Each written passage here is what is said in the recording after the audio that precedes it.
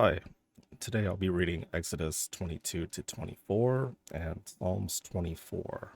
And I'm following this plan from Bible Project.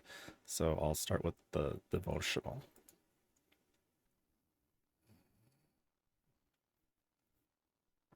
Despite the people's faltering in the wilderness, God still wants to partner with them. They are given a momentous opportunity to serve God, not as dehumanized slaves, but as honored coworkers. Today's video explains covenants throughout the biblical story and how they showcase God's faithfulness even when his partners stumble. The covenant God makes with Israel includes commands meant to bring about flourishing. Some of those laws make sense to us today.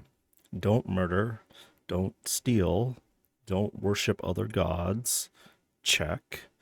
But other laws can be confusing, frustrating, or even maddening for modern readers. It's important to remember that these laws embody God's wisdom for a specific people in their time and place. The morals, customs, and values of the Israelites' ancient Near Eastern context were often very different from their own. God's laws work within that culture, patiently but powerfully restoring Edenic conditions. We should also remember that God's laws accommodate a world marred by sin and death. In an Eden like world, women would not experience the immense grief of widowhood, nor the fear of someone exploiting their vulnerable state. The command to care for widows shows that God knows the world bends toward brokenness. His commands, therefore, restrain evil and do good, often going against the common ways of the world. When understood in their context, God's laws reveal his ultimate desire for his people to produce love, justice, goodness, and peace. After Moses reads the terms of the covenant to the Israelites, the people accept them. That's another step forward in God's plan to rescue and bless his world. His promises press on. Some questions for me to think about. Where is God's wisdom seen in Israel's covenant law code? What aspects of God's character might these laws reveal in ancient Israel's context? God could rule the world all by himself, but he desires to share his rule and partner with humanity. What does this tell us about his character?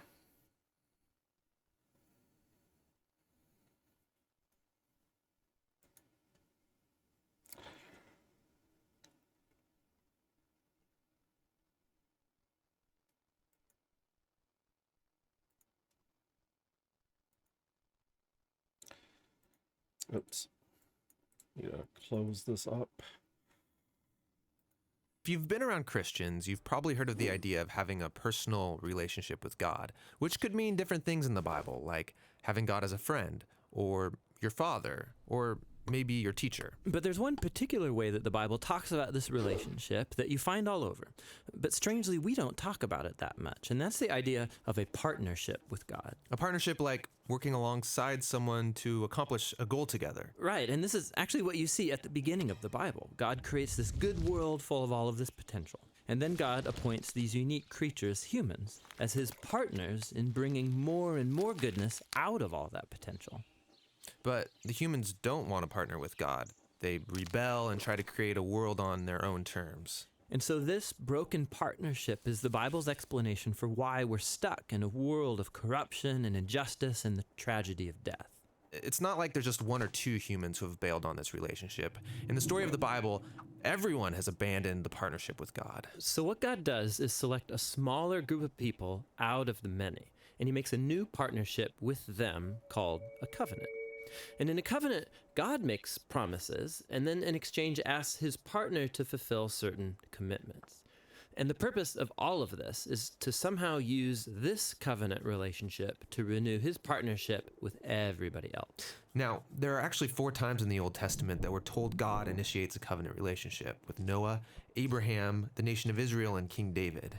And it's through these that God is forming a covenant family into which all people will eventually be invited.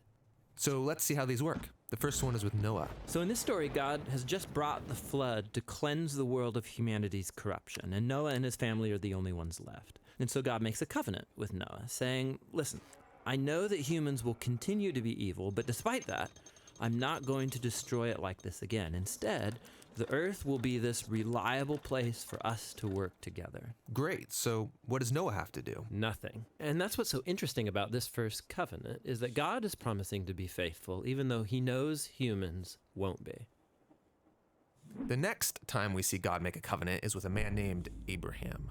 God chooses him, promises to bless him, give him a large family, lots of land where they can flourish. And in return, God asks Abraham to trust him and train up his family to do what is right and just. And the whole reason for this covenant is God says that somehow he's going to bring his blessing to all families of the world through this one family. So that's Abraham. The next time we see God make a covenant is when Abraham's family grows into the tribe of Israel. And this covenant is with the whole tribe. God asks them to obey a set of laws, which are these guidelines for living well as a community of God's partners. And if they do this, then God promises to bless them and that they will become a people who then represent him to the rest of humanity. That's the covenant with Israel. The last covenant is with King David. Yeah, the tribe of Israel has become this large nation ruled by David. And God asked David and his descendants to partner with him by leading Israel in obeying the laws and doing what is right and just. And God promises that one day, one of David's sons will come and extend God's kingdom of peace and blessing over all the nations. So those are the 4 covenants that God makes in order to restore his partnership with the whole world. But here's what happens. Israel breaks the covenant. They worship other gods, they allow horrible injustice, and so they lose their land and are forced off into exile. So it seems hopeless. But during this time, Israel's prophets talked about a day when God would restore these covenants in spite of Israel's failure, somehow. Yeah, they called it the New Covenant. And this is actually what's so interesting about Jesus, is that he's introduced into this story as the one who fulfills all of these covenant relationships. We're told that he's from the family of Abraham, and so he will bring the blessings of that family to the whole world. We're told that he's the faithful Israelite who was able to truly obey the law. And we're told that he's the king from the line of David, and so he goes about extending God's kingdom of justice and peace to all. And that's really remarkable for one guy. Yeah, and what it highlights is perhaps the most surprising claim of all made about this man, that Jesus is no mere human, but rather God become human. And God did this in order to be that faithful covenant partner that we are all made to be, but have failed to be. And so through Jesus, God has opened up a way for anyone to be in a renewed partnership with him. So Jesus calls people to follow him and become part of this new covenant family. And despite their failures, Jesus is committed to making them into partners who are becoming more and more faithful. The story of the Bible ends with a vision of a fully renewed world, full of goodness and peace. And there's this renewed humanity there, partnering together with God to expand the goodness of his creation. And so the end of the Bible story is really a new beginning.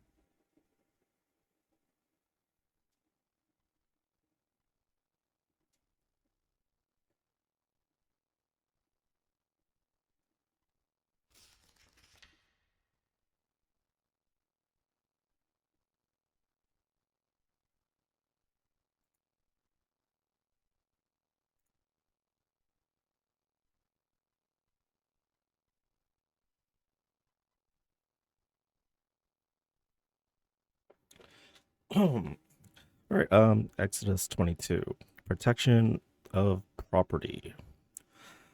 Whoever steals an ox or a sheep and slaughters it or sells it must pay back 5 head of cattle for the ox and 4 sheep for the sheep. If a thief is caught breaking in the night and is struck a fatal blow, the defender is not guilty of bloodshed. But if it happens after sunrise, the defender is guilty of bloodshed. Anyone who steals must certainly make restitution, but if they have nothing, they must be sold to pay for their theft. If the stolen animal is found alive in their possession, whether ox or donkey or sheep, they must pay back double. If anyone grazes their livestock in a field or a vineyard and lets them stray and they graze in someone else's field, the offender must make restitution from the best of their own field or vineyard. If a fire breaks out and spreads into thorn bushes so that it burns shocks of grain or standing grain or the whole field, the one who started the fire must make restitution. If anyone gives a neighbor silver or goods for safekeeping and they are stolen from the neighbor's house, the thief, if caught, must pay back double. But if the thief is not found, the owner of the house must appear before the judges, and they must determine whether the owner of the house has laid hands on the other person's property. In all cases of illegal possession of an ox, a donkey, a sheep, a garment, or any other lost property about which someone says, "This is mine," both parties are to bring their cases before the judges. The one whom the judges declare guilty must pay back double to the other. If anyone gives a donkey, an ox, a sheep, or any other animal to their neighbor for safekeeping, and it dies or is injured or is taken away while no one is looking, the issue between them will be settled by the taking of an oath before the Lord that the neighbor did not lay hands on the other person's property. The owner is to accept this, and no restitution is required. But if the animal was stolen from the neighbor, restitution must be made to the owner. If it was torn to pieces by a wild animal, the neighbor shall bring in the remains as evidence and shall not be required to pay for the torn animal. If anyone borrows an animal from their neighbor and it is injured or dies while the owner is not present, they must make restitution. But if the owner is with the animal, the borrower will not have to pay. If the animal was hired, the money paid for the hire covers the loss. Social responsibility. If a man seduces a virgin who is not pledged to be married and sleeps with her, he must pay the bride price, and she shall be his wife. If her father absolutely refuses to give her to him, he must still pay the bride price for virgins. Do not allow a sorceress to live. Anyone who has sexual relationships or sexual relations with an animal is to be put to death. Whoever sacrifices to any god other than the Lord must be destroyed. Do not mistreat or oppress a foreigner, for you were foreigners in Egypt. Do not take advantage of the widow or the fatherless. If you do, and they cry out to me, I will certainly hear their cry. My anger will be aroused, and I will kill you with the sword. Your wives will become widows, and your children fatherless. If you lend money to one of my people among you who is needy, do not treat it like a business deal. Charge no interest. If you take your neighbor's cloak as a pledge, return it by sunset, because that cloak is only covering your neighbor's has. What else can they sleep in? When they cry out to me, I will hear, for I am compassionate. Do not blaspheme God or curse the ruler of your people. Do not hold back offerings from your granaries or your vats. You must give me the firstborn of your sons. Do the same with your cattle and your sheep. Let them stay with their mothers for 7 days, but give them to me on the eighth day. You are to be my holy people, so do not eat the meat of an animal torn by wild beasts. Throw it to the dogs.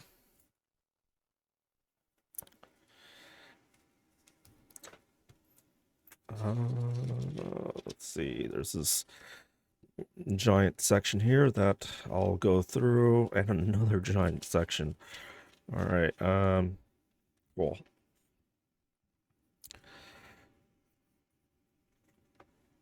Let's see. How do the Old Testament descriptions of slavery match up with what we know from history? The practice of slavery extends back into the 4th millennium BC, and it is attested widely throughout virtually all documented time periods of the Near Ancient East. The institution likely originated when ancient peoples took prisoners of war. It was later extended in other ways, such as enslavement for debt or for having committed a crime. Slaves, like livestock, were viewed as a form of property and were used as collateral and in dowries, as well as passed on to heirs. Laws regulating slavery have been preserved from the many ancient cultures, including those of Sumer, Nuzi, Babylonia, Assyria, and Israel. The Babylonian Code of Hammurabi reveals much about such laws. According to this code, slaves receive some rights, but clearly held a diminished status compared to the rest of society. This code limited debt slavery to 3 years and permitted slavery to be imposed upon negligent landowners and even spendthrift wives. Free citizens and slaves could intermarry. According to Old Babylonian law, evidence dating back to the 1st millennium BC also reveals that some slaves actually owned houses and land. When we compare slavery laws in the broader ancient Near East to those of the Bible, both similarities and differences surface. The Old Testament regulated slavery, but the institution itself was never questioned. The same applies to the New Testament. Even so, limitations placed on slavery often were rooted in the Israel's personal experience as slaves in Egypt. Unlike foreign slaves in Israel, who could be retained indefinitely, a Hebrew slave, male or female, was to be released during his or her 7th year of servitude. The slaveholder was obligated to supply a departing Hebrew slave with ample provisions for a successful re-entrance into society. Exodus 21:5-6 records a rule concerning slaves who opted to remain with their masters for life. Such a slave was to have an ear pierced, a marking that demonstrated his or her voluntary lifelong servitude. Such markings on the ear, along with the practice of branding the skin, were also seen in Assyria. Exodus 21:7-11 addresses the issue of a father selling his daughter into debt slavery, presumably to become the wife of the buyer or the buyer's son. A practice that also occurred in Assyria during the 1st millennium BC. The buyer was not free to sell the girl outside of Israel should he choose not to keep her. He was obligated to either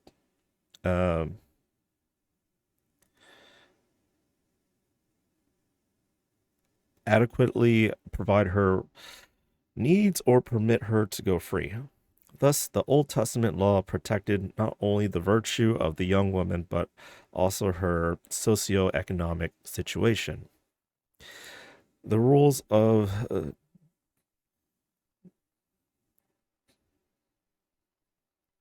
how do I pronounce this? Deuteronomy 21:10 to 14, governing women taken captive in a war outside Canaan seem harsh to a modern reader, but were actually quite humane according to ancient standards, by which such women would, in most other contexts, have become the slave concubines of enemy soldiers. The Hebrew rules require a captive woman to shave off their hair and trim their nails, but also permitted her a month to mourn her situation. During this time, the soldier who has captured her was not allowed sexual relationships with her.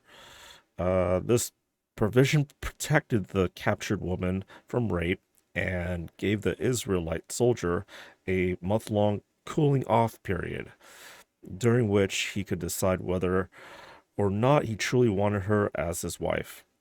If he opted not to keep her, she was allowed to go free.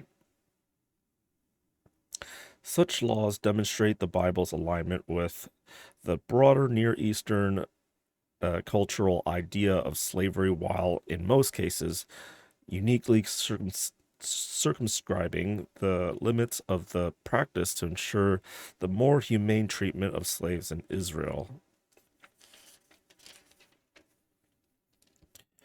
All right, Christ's impact on Jewish culture. Jews still exist today, while Hittites, Perizzites, Ammonites, Assyrians, Persians, Babylonians, and some other people groups who lived in the biblical times don't. Why? Because these people groups were captured by other nations, intermarried, and lost their national identity, while the Jews held on closely to the social structures that gave them their national identity. The Jews passed these structures down to their children and celebrated them with their rituals because they knew if they didn't, there soon would be no Jews left. They would be assimilated into the cultures that surrounded them or captured them. There's another reason why these social institutions were so important. The Jews believed God had entrusted these institutions to them. They believe abandoning them would mean risking their souls, being damned to hell after death. Later, a rabbi named Jesus appeared from the lower class region of Nazareth in Galilee. He taught for 3 years, gathered a following of lower and middle class people, got in trouble with the authorities, and was crucified. However, 5 weeks after he was crucified, many Jews were following him and claiming he was the Messiah. And get this, they were willing to give up or alter all 5 of the social institutions that they had been taught since childhood and that had sustained such sociological and theological importance. Something very big was going on. First, Jewish people had been taught since the time of Abraham and Moses that they needed to offer an animal sacrifice to atone for their sins. God would transfer their sins to that animal and their sins would be forgiven. But suddenly, after the death of this Nazarene carpenter, they no longer needed to offer sacrifices. Second, Jews emphasized obeying the laws that God had entrusted to them through Moses. In their view, this is what separated them from pagan nations.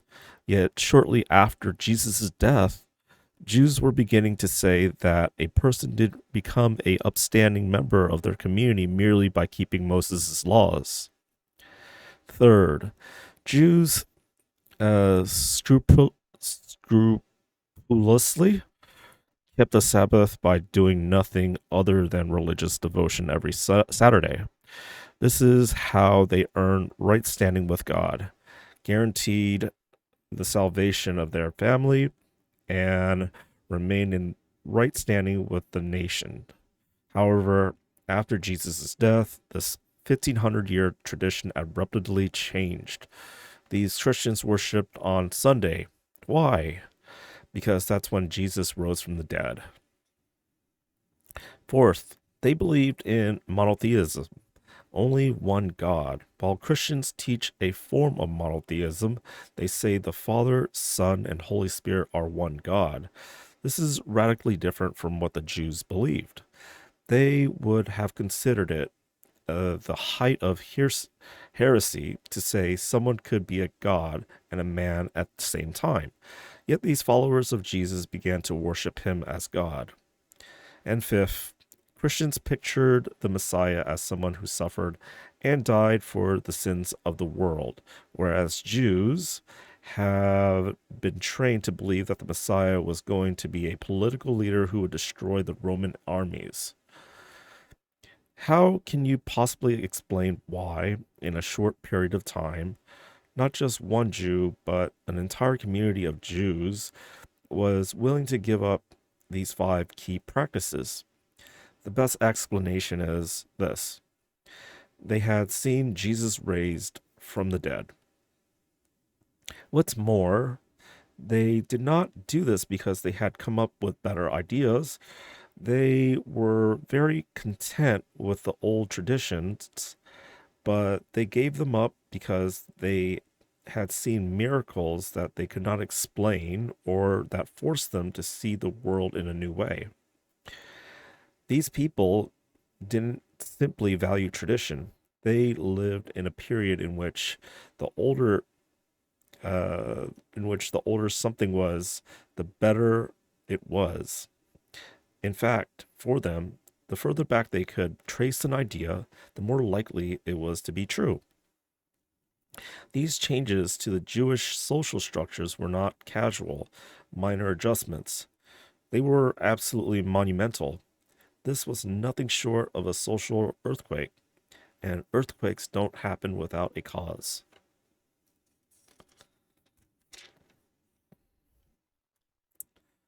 All right, moving on to Exodus chapter 23, laws of justice and mercy. Do not spread false reports. Do not help a guilty person by being a malicious witness. Do not follow the crowd in doing wrong.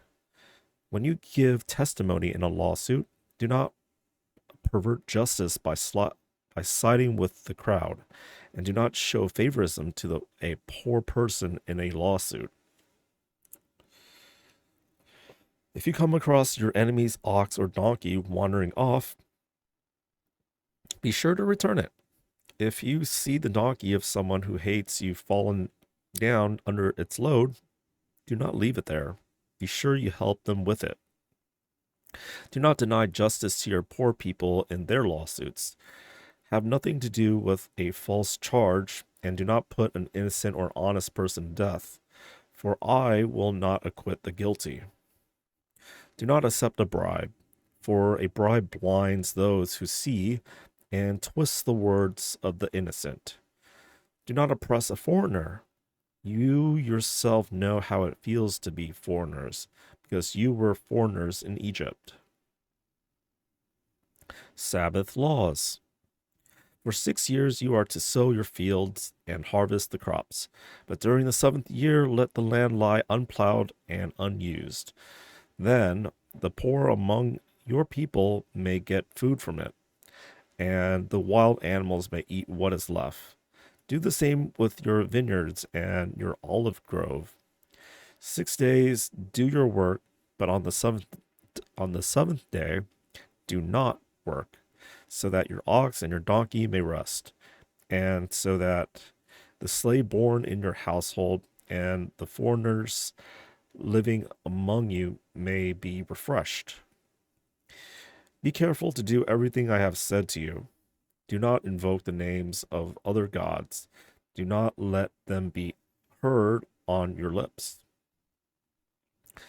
The 3 annual festivals. 3 times a year, you are to celebrate a festival with me. Celebrate the festival of unleavened bread. For 7 days, eat bread made without yeast, as I commanded you. Do this at the appointed time in the month of Aviv, for in that month you came out of Egypt. No one is to appear before me empty handed. Celebrate the festival of harvest with the first fruits of the crops you sow in your field. Celebrate the festival of ingathering at the end of the year, when you gather in your crops from the field. 3 times a year, all the men are to appear before Sovereign Lord. Do not offer the blood of a sacrifice to me along with anything containing yeast. The fat of my festivals offerings must not be kept until morning. Bring the best of the first fruits of your soil to the house of the Lord your God. Do not cook a young goat in its mother's milk. God's angel to prepare the way. See, I am sending an angel ahead of you to guard you along the way and bring you to the place I have prepared. Pay attention to him and listen to what he says. Do not rebel against him. He will not forgive your rebellion, since my name is in him.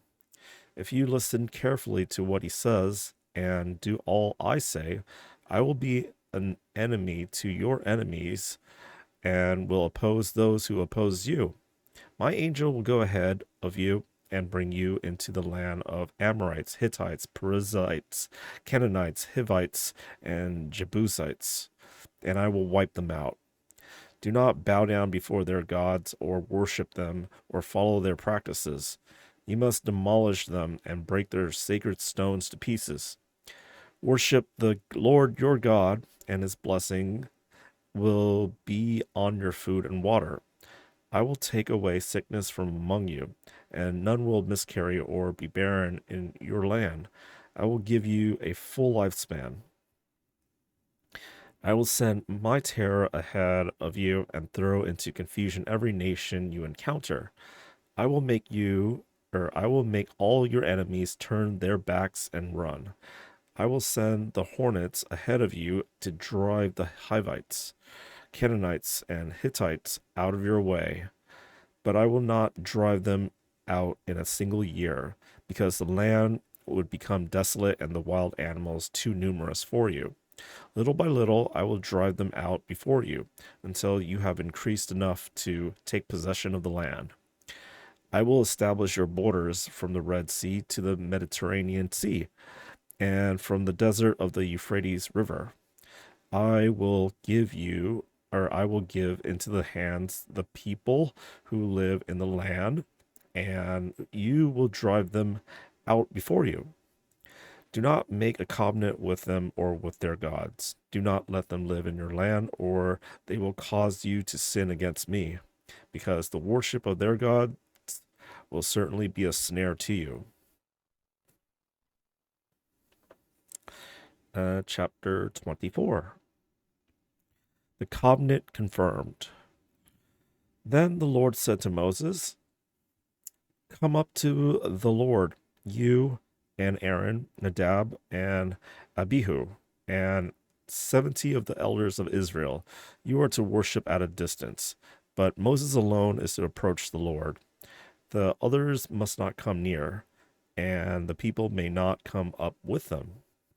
When Moses went and told the people all the Lord's words and laws, they responded with one voice, "Everything the Lord has said we will do." Moses then wrote down everything the Lord had said. He got up early the next morning and built an altar at the foot of the mountain and set up 12 stone pillars representing the 12 tribes of Israel. Then he sent a young Israelite men, and they offered burnt offerings and sacrificed young bulls as fellowship offerings to the Lord. Moses took half of the blood and put it in bowls and the other half he splashed against the altar. Then he took the book of covenant and read it to the people. They responded, "We will do everything the Lord has said, and we will obey." Moses then took the blood, sprinkled it on the people, and said, "This is the blood of the covenant that the Lord has made with you in accordance with all these words." Moses and Aaron, Nadab and Abihu, and the 70 elders of Israel went up and saw the God of Israel. Under his feet was something like a pavement made of lapis lazuli, as bright blue as the sky. But God did not raise his hand against these leaders of the Israelites. They saw God, and they ate and drank. The Lord said to Moses, "Come up to me on the mountain and stay there, and I will give you the tablets of stone with the law and commandments I have written for their instruction." Then Moses set out with Joshua his aide, and Moses went up on the mountain of God. He said to the elders, "Wait here for us until we come back to you. Aaron and Hur are with you, and anyone involved in a dispute can go to them." When Moses went up on the mountain, the cloud covered it, and the glory of the Lord settled on Mount Sinai. For 6 days the cloud covered the mountain, and on the seventh day the Lord called to Moses from within the cloud. To the Israelites, the glory of the Lord looked like a consuming fire on top of the mountain. Then Moses entered the cloud as he went up the mountain, and he stayed on the mountain 40 days and 40 nights. All right, let me flip to Psalms.